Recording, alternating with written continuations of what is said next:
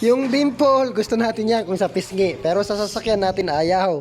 So, ito po, nagka-dimple yung sasakyan natin kagabi. Dahil sa lakas ng ulan, hindi natin nakita yung kahoy, no? Buti na lang, kahoy lang yung nabangga natin. So, susubukan natin mga kaibigan, i-fix natin itong dimple ng bumper ng sasakyan ko dito lang sa bahay natin. So, titingnan natin kung makaya natin. So, dito, tinanggal ko na rin po yung gulong para makaporma yung kamay natin mamaya. So, ito, tinanggal ko itong mga cover dito. So, yan po mga kaibigan, titingnan natin kung kaya natin ayusin. So, doon sa maraming pera dyan, di na kailangan itong video na to. Kasi, dalhin na lang sa shop.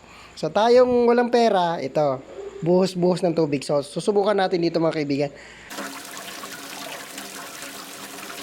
So, ito, binubuhusan natin mga kaibigan. So, sinubukan ko dito, isang takuri lang. So, hayaan muna nating ma-absorb ng plastic yung init ng tubig para lumambot siya. So, yan ang ginawa natin. Titingnan natin kung effective yung mainit na tubig sa plastic na bumper. Plastic kasi itong bumper natin mga kaibigan. So, ayan.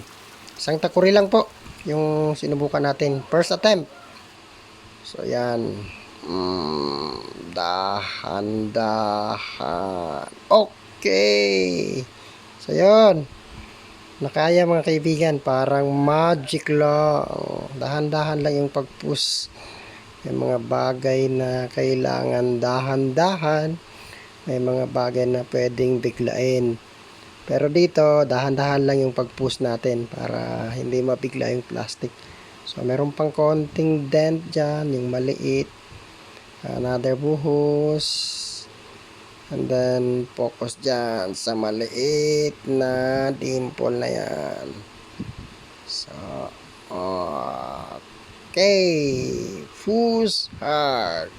Slowly but surely. So, ayan mga kaibigan. So, ang magiging problema lang natin, itong ilaw, no, na disalign siya. Pero, fortunately, walang natanggal na part, hindi natuklap yung plastic doon sa, even doon sa mga locks ng ilaw. So, maayos natin yan. So, ayan. Konting gas-gas siguro, titingnan natin mamaya. And then, ayusin din natin yung ilaw. Medyo na disalign. So, meron pang konti dyan sa ilalim na medyo may dimple pa rin. So, another buhos yan. Buhusan pa rin natin ng konting tubig dyan para mawala, no? Yan.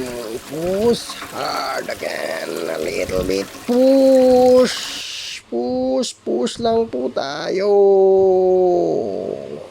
So, nakita natin mga kaibigan, no? Yan. Thanks God. Naayos ng mainit na tubig with the help of hot water mga kaibigan.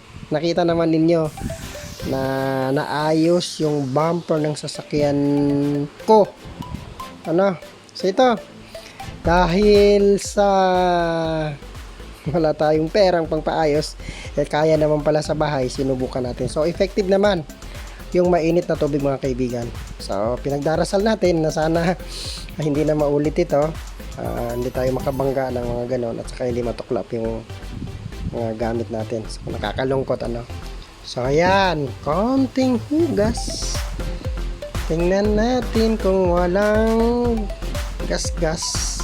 Kahoy po kasi yung nabangga ko mga kaibigan. Yung iniwan na kahoy sa tabing daan, hindi ko nakita. Mabuti na lang hindi nasira yung signal light, hindi inabot. So, ayan po. Parang walang nangyari. Ano? So, konting hugas lang. Maraming salamat. So, yun. If you like the video, mga kaibigan, please do not forget to click subscribe and also that bell button para ma-notify kayo. So, yan. Ito na po. So, konting trapo lang. Wala namang luckily, wala namang gas-gas masyado dun sa pintura. Ano? So, yun. Thank you, hot water. for your miracle. So maraming salamat mga kaibigan sa panonood. Do not forget to click subscribe. So ayan. I'm going to show you yung malinis na itsura niya pagkatapos ng trapo. Tatrapuhan natin para makita nyo kung paano ba naayos. Nawala na talaga yung dimple na ayaw natin. So, yun. Thank you, hot water. Ay, ito tubig lang mga kaibigan. Nice. Bumper natin.